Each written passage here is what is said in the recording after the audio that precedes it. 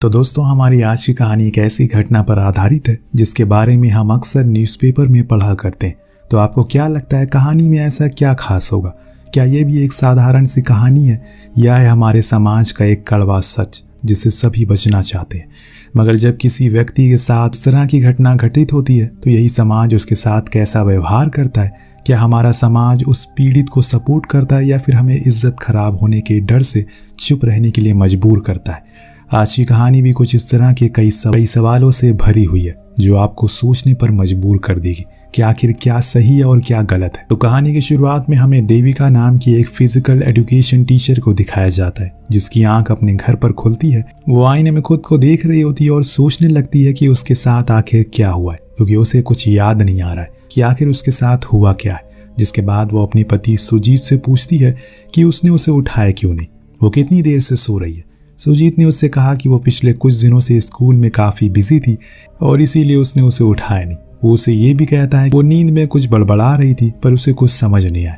तभी सुजीत अंदर जाता है और उसे पूछता है कि उसकी एक इयररिंग कहाँ पर है, जिस पर देविका को कुछ याद नहीं आता। वो अंदर चली जाती है। यहाँ सुजीत उसे चमाया विलाक्कू में ऑफरिंग करने के लिए कहता है ताकि उसे उनकी सारी विशेष पूरी हो जाए।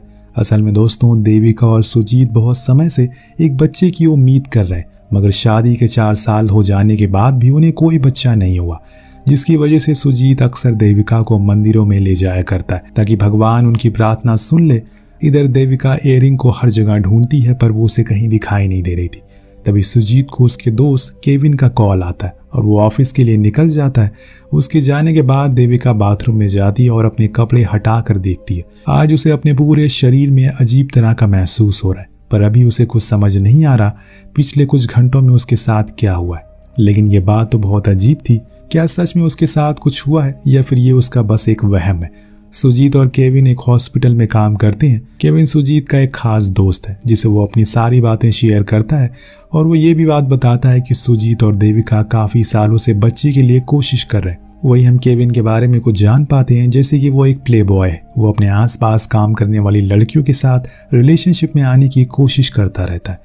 उस दिन उनके हॉस्पिटल में एक नीतू नाम की एक 10 साल की बच्ची एडमिट होती है, जिसका उसकी बिल्डिंग के 55 साल के सुपरवाइजर माधवन अय्यर ने उसके साथ गलत काम किया था। कुछ देर बाद उसी केस के सिलसिले में पुलिस वहां पहुंचती है। वो उसके पेरेंट्स को छोड़कर बाकी सभी को रूम से बाहर निकाल देती है और उन लोगों के सामने उसकी FIR को पढ़ने लगती है। यहाँ कांस्टेबल पूरे केस को डिटेल में पढ़ता है, जो कि इतना भयानक था कि उसके माता पिता उसे सुन तक नहीं पाते। तभी इंस्पेक्टर कहता है कि आप लोग इस केस को अभी सुन नहीं पा रहे। जब ये केस फाइल होगा तो आपको आपकी बेटी की इज्जत पूरे जमाने के सामने उछाली जाएगी। क्या आपको वो मंजूर है? वो अच्छा लगेगा? ये बोलकर वो उन्हें सलाह देता है कि वो इस केस को आगे ना बढ़ाए और इस बात को यहीं दबा दे, और वो उन लोगों से उनके सिग्नेचर ले लेता है और केस को वहीं रफा दफा कर देता है। तो इस तरह से ये काम हुआ। ये पूरा मैटर बाहर खड़ा सुजीत सुन रहा था, पर पुलिस के बाहर आ वो ऐसे दिखाता है कि उसने कुछ सुना ही ना। वहीं दूसरी तरफ देविका स्कूल के बैडमिंटन कोर्ट में जाती है, जहां गार्ड उसे पूछता है कल वो काफी थकी हुई दिख रही थी, क्या कोई बात थी? ये सब सुनकर अब उसे और अजीब लगता है, क्योंकि उसे तो कुछ याद ही नहीं आ रहा है कल वो कब स्कूल से निकली और घर गई। वो कोर्ट के अंदर जाती है और सोचने की कोशिश करती है कि आखिर वहां क्या हुआ था। वो सोच ही रही होती है कि तभी वहां उसे अपना इयररिंग दिख जाता है, जिसे वो तुरंत वापस पहन लेती है। तभी वहां स्कूल की एक और टीचर मिस गीता आती है। वो देविका से कहती है कि उसने स्पोर्ट मीट के लिए 4 दिन तक लगातार काम किया और उनकी इस मेहनत की वजह से 12 स्टूडेंट सेलेक्ट भी हो गए। पर यह सुनने के बाद भी देविका का रिएक्शन कुछ खास नहीं था, जिस पर गीता उसे चुप्पी का कारण पूछती है, पर देविका बात को टाल देती है। इतनी देर में सुजीत उसे लेने आता है, क्योंकि वो हर दिन उसे लेने के लिए रोज काम के बाद आता था। इसके बाद वो लोग देविका की mother in law Mrs Kalyani से मिलने जाते हैं, जो कि एक आइलैंड प्रिजर्विंग प्रोटेस्ट की नेता है। वो उस प्रोटेस्ट में आए सभी लोगों को एड्रेस करती हैं, उन्हें बताती हैं कि ये उनके अपने लिए कितना जरूरी है। कल्याणी का कैरेक्टर काफी स्ट्रांग था, जिसकी वजह से बहुत से लोग उन्हें सपोर्ट करते हैं और उनकी बात की बहुत वैल्यू भी करते हैं। देविका अपनी मदर इन लॉ से बहुत प्यार करती है और उन लोगों की बॉन्डिंग काफी अच्छी भी है।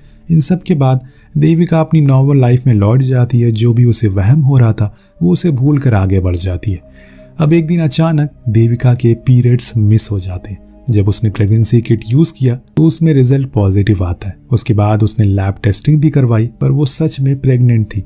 देविका की जिंदगी में तो जैसे तूफान आ गया हो। उसे समझ नहीं आ रहा है कि आखिर उसके साथ हो क्या रहा है। जो काम वो 4 सालों से ट्राई कर रही है वो अचानक इस बार कैसे हो गया। परेशान होकर वो ये बातें गीता को बताती है, जो उसकी रिपोर्ट देखकर खुश होती है और उसे सुजीत को बताने के लिए कहती है। पर देविका सुजीत से कुछ कहने की हिम्मत ही नहीं जुटा पा रही थी। एक रात सुजीत की आंख खुलती है तो उसने देखा कि देविका बेड पर नहीं। जब वो बाहर गया तो वो सोफे पर फोन चलाती दिखी। पूछने पर उसने बोला कि वो अपने फोन की सेटिंग कर रही है। तभी सुजीत की नज़र कैलेंडर पर गई।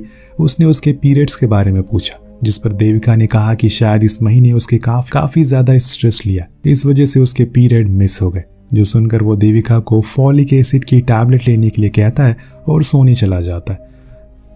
और उसके जाने के बाद हम देखते हैं कि असल में वो उस रात इंटरनेट पर चेक कर रही थी कि कहीं उसकी कोई वीडियो तो वायरल नहीं हो गई जिनके बारे में कुछ उसे पता ना हो। पर उसे कुछ नहीं मिलता।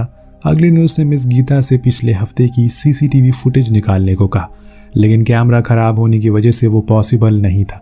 वहीं दूसरी तरफ सुजीत अपने घर में केविन के साथ शराब पी रहा था। तभी देविका के आने का टाइम हो जाता, जिस पर सुजीत उससे कहता है कि उसे जल्दी सब कुछ खत्म करना होगा।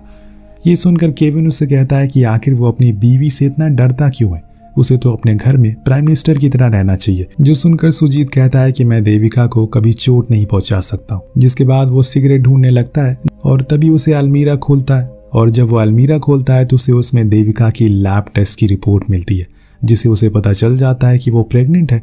ये देखकर सुजीत की खुशी का कोई ठिकाना नहीं रहता और वो ये खुशखबरी केविन को भी सुनाता है। अब रात को सुजीत इंतजार करता है कि देविका उसके बारे में उसे बताएगी, पर देविका कुछ कहती नहीं है और चुपचाप सो जाती है। सुजीत को लगा कि देविका उसे सरप्राइज देगी, मगर ऐसा कुछ भी नहीं होता। अगले दिन देविका बैठकर फोन स्क्रॉल कर रही होती है कि तभी उसे उसके स्टूडेंट एक संदीप के भाई की शादी का कार्ड दिखाता है। जिसके बाद उसे कुछ आइडिया आता है और वो सुजीत से कहती है कि वो अपनी माँ के घर जा रही है। सुजीत भी साथ चलने को कहता है, पर वो उसे मना कर देती है। अगले दिन वो संदीप के घर जाती है, जहाँ वो उसे बताती है कि उसका एक फ्रेंड की हाउस वार्मिंग पार्टी है, इसीलिए सोचा कि वो उससे भी मिलती चले। देविका को इस तरह अपने घर देखकर संदीप काफी घबरा जाता है। जिसके बाद देविका उसे सच उगलवाने के लिए उसके साथ रहने की कोशिश करती है। इधर शादी में सब ठीक चल रहा था कि तभी अखिल, जिसकी शादी थी, उस पर एक लड़की एसिड अटैक करने की कोशिश करती है और इसमें काफी अफरा तफरी मच जाती है। असल में अखिल का रेनू नाम की लड़की के साथ अफेयर था, लेकिन कास्ट अलग होने की वजह से उसने शादी करने से मना कर दिया और यही वजह थी कि उस लड़की के घर वालों ने ये सब करवाया था। इन सब के बाद देविका भी सभी के साथ हॉस्पिटल जाती है। कार में देविका संदीप से काफ़ी बातें करती है, उसे उसके दोस्तों के बारे में भी पूछती है, जिस पर वो कहता है कि अब उनकी उससे ज़्यादा मुलाकात नहीं होती। बस स्टैंड पर देविका अपने लिए बस देखने जाती है, जहां वो अपने फ़ोन की रिकॉर्डिंग ऑन करके उसी कार में छोड़ देती है। कुछ देर बाद जब वो वापस आती है और अपना बैग और फ़ोन लेकर वहाँ से चली जाती है। अब बस में बैठकर वो उस रिकॉर्डिंग को सुनती है। उसमें संदीप अपने दोस्त मार्टिन से बात कर रहा था। वो उसे घबराते हुए कहता है कि वो टीचर यार यहाँ पर पहुँच गई। मार्टिन कहता है कि वो क्यों डर रहा है, ड्रग का असर तो 24 घंटे में ही ख़त्म हो जाता है। उसके बाद हमारे पास उसकी फ़ोटो और वीडियोज़ भी तो है, एक अकेली टीचर क्या ही कर लेगी। तभी संदीप कहता है कि नवीन कहाँ है, जिस पर मार्टिन बताता है कि वो कोची में वापस काम पर लग गया और उसे भी चिंता करने की ज़रूरत नहीं है। ये सब सुनकर देविका के तो होश उड़ जाते हैं। उसने जैसा सोचा था ये तो उससे भी ज़्यादा खराब था। उसके साथ इतना बड़ा हादसा हो गया और उसे कुछ पता ही नहीं चला। वो ये सारी घटनाएं सोचकर बस में बैठकर रोने लगती है। उसके बाद उसने नवीन को मार्टिन की फ्रेंड लिस्ट में ढूंढ निकाला। वो अपनी माँ के घर आकर अपनी सिस्टर को सब बता देती है, जिसके बाद वो दोनों बहुत रोते हैं। अगले दिन डॉक्टर सुजीत को कॉल करती है और उसे हॉस्पिटल मिलने के लिए बुलाती है। वो उसे पूछती है कि आखिर वो लोग ये बच्चा अबॉर्ट क्यों करवाना चाहते। अबॉर्शन की बात सुनकर सुजीत एकदम से घबरा जाता है। देविका ने तो अभी तक उसे प्रेगनेंसी के बारे में भी नहीं बताया और वो अबॉर्शन करवाना चाहती है। आखिर ऐसी बात क्या आ गई, उसे तो कुछ समझ नहीं आ रहा था। उसे लगता है कि शायद देविका पहले ये खबर अपने घर वालों को देना चाहती है, पर यहाँ तो कुछ और ही बात थी। अब बहुत दिनों तक देविका अपनी माँ के घर ही रहती है। वो अपने पिता को याद करती है। वो एक बहुत ही स्ट्रांग इंसान थे। उन्होंने हमेशा से उसे डट कर लड़ना और हिम्मत रखना सिखाया। वो बचपन में बिताए अपने पिता के साथ उन पलों को याद करती है।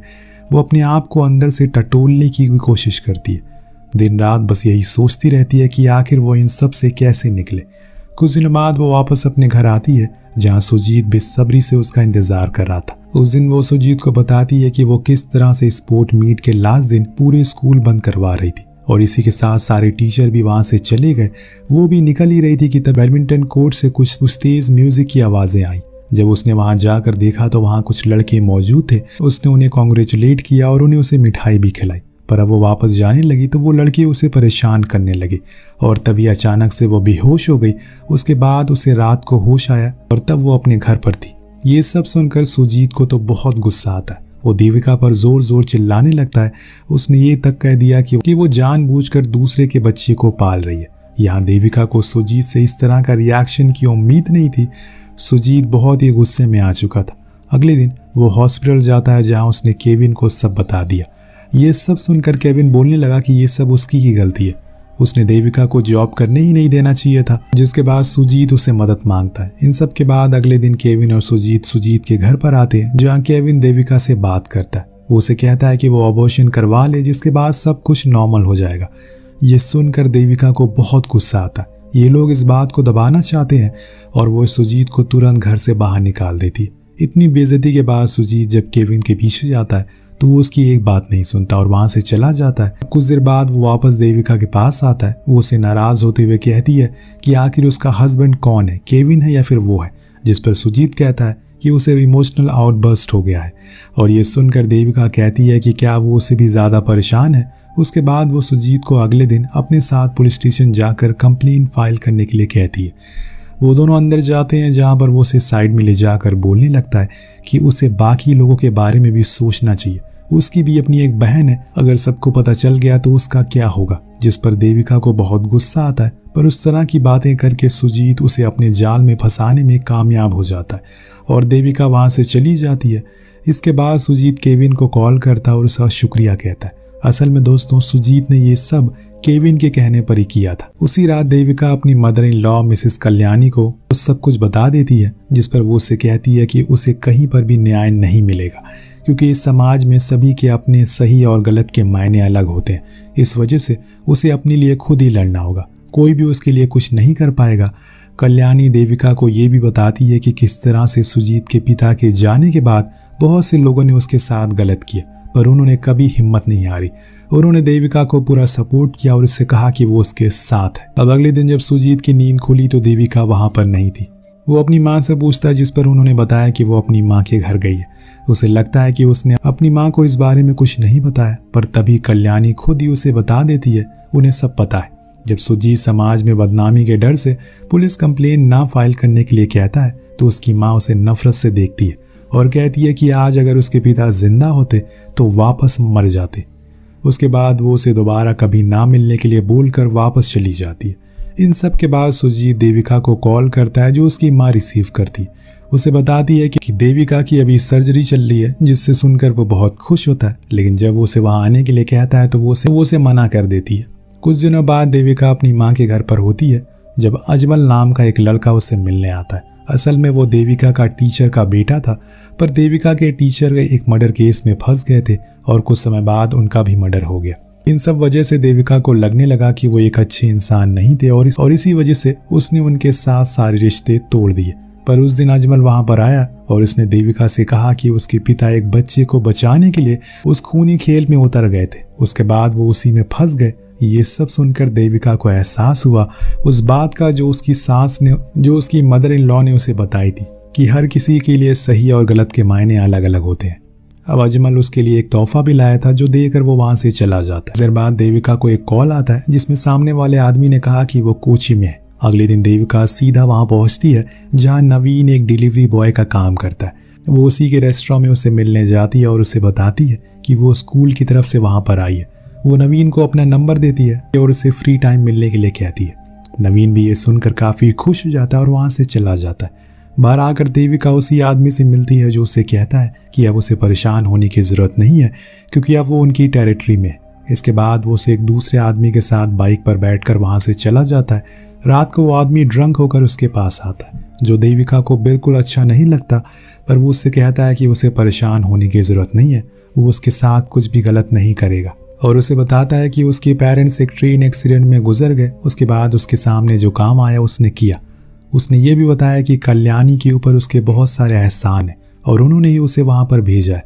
वो देविका को वहाँ पर छोड़कर चला जाता है। इधर सुजीत बार बार देविका को कॉल कर रहा था पर वो उसका फ़ोन नहीं उठा रही थी, इसीलिए वो अपनी माँ से मिलने जाता है, जो पहले तो उसे बात नहीं करती पर अपने बेटे को रोता हुआ देखकर उसका मन पिघल जाता है और वो उसे गले से लगा लेती है। दूसरी तरफ देविका नवीन को मिलने के लिए बुलाती है। पहले वो आदमी उसके साथ चलता है पर कुछ देर बाद वहीं बाइक वाला आदमी उसे लेने आ जाता है और देविका अकेली रह जाती है। पर अब वो पीछे नहीं हट सकती, उसे तो अपने लिए जाना ही था। वो एक होटल रूम में था जहाँ नवीन उसका इंतज़ार कर रहा था। नवीन आते ही उसके क्लोज आने की कोशिश करता है, लेकिन तभी वो वॉशरूम जाने के लिए कहती है और मदद के लिए उसी आदमी को कॉल करती है, पर वो उसका कॉल पिक नहीं करता। जिसके कुछ देर बाद वो वॉशरूम से बाहर निकल कर आती है और नवीन उसके कुछ ज़्यादा ही क्लोज आ चुका था। तभी वो उसे थप्पड़ मारता और उसके सभी साथी अंदर से बाहर निकल आते, जिन्हें देखकर देविका बहुत घबरा जाती है। वो उसे कहता है कि क्या उसने उन्हें बेवकूफ़ समझा जो उसके जाल में फंस जाएगा। उसके बाद वो उससे कहता है कि वो उसके वीडियोस डिलीट कर देगा, पर इसके बाद वो उन्हें कभी परेशान नहीं करेगी, वरना वो वीडियोस बहुत अच्छे पैसों में ऑनलाइन बिकते हैं। वो उसके सामने सारे वीडियोस को डिलीट कर देता है और फिर उसे जाने के लिए कहता है, क्योंकि वो अब किसी भी केस में फंसना नहीं चाहते थे। देविका अपना बैग लेकर वहाँ से जाने लगती है, पर तभी वो दरवाज़ा बंद कर देती है और सभी को एक एक करके मारने लगती है। असल में देविका एक फिजिकल एजुकेशन की टीचर थी। उसे बचपन से ही मार्शल आर्ट्स और सेल्फ डिफेंस आता है। वो उन लोगों को बहुत मारती है बुरी तरह से। उसके टीचर ने उसे इसकी अच्छी ट्रेनिंग दी थी, जिसका इस्तेमाल वो आज फाइनली कर रही है। देविका उन सभी को अच्छा सबक सिखाती है। कुछ लड़के जब भागने की कोशिश करते हैं तो बाहर बैठा वो आदमी जो देविका की मदद के लिए आने वाला था, वो उन्हें वापस अंदर भेजता है और अंत में देविका नवीन के ऊपर मॉक बॉम्ब लगा देती है और उसी के साथ वो पूरा केस वहीं ख़त्म हो जाता है। कुछ समय बाद सुजीत उसे मिलने आता है, जहां देविका उससे कहती है कि अब वो उसके साथ नहीं रहना चाहती। सुजीत ने उसका साथ तब छोड़ा जब उसे उसकी सबसे ज़्यादा ज़रूरत थी, इसीलिए वो उसके साथ नहीं रहेगी। उसने उसे ये भी बताया कि उसने अबॉर्शन नहीं करवाया और वो उस बच्चे को रखना चाहती है और इसी के साथ ये कहानी यहीं पर ख़त्म होती है। दोस्तों, औरत जिसे सभी नाजुक और कोमल समझते हैं वो सच में वैसी ही होती है, पर लोग ये भूल जाते हैं कि उनका एक रूप चांदी और काली भी होता है। और इस समाज में औरतों को ये भी समझने की ज़रूरत है कि हर बार उनके लिए कोई लड़ने नहीं आएगा। अपनी लड़ाई उन्हें खुद ही लड़नी होगी और अपना सही रास्ता भी उन्हें खुद ही चुनना होगा, क्योंकि सभी के लिए सही और गलत के मायने अलग होते हैं। आपको कहानी कैसी लगी नीचे कमेंट करके ज़रूर बताएगा। मिलते हैं अगली वीडियो में। Thank you so much watching. Peace out.